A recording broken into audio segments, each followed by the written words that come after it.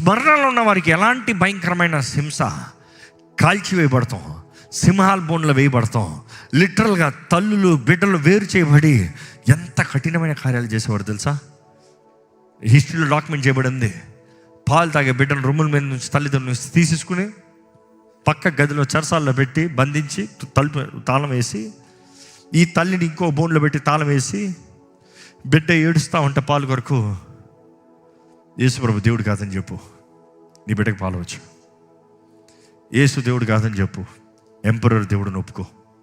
నువ్వు ఒప్పుకుంటే నీ బిడ్డకు పాలు వచ్చు.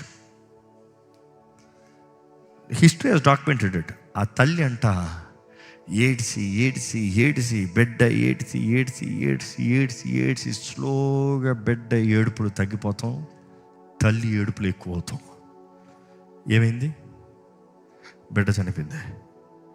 అయినా కూడా తల్లి ఒకటే నమ్మింది, ఈ లోకాన్ని నా బిడ్డ విడిచిన ఆ రాజ్యంలో మరలా చూస్తా, ఆ రాజ్యంలో దేవునితో చూస్తా, ఈ శ్రమలన్నీ దాటి అక్కడ చూస్తా.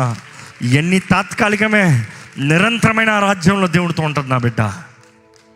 చూసి అలాగా త్యాగంతో బ్రతికారండి.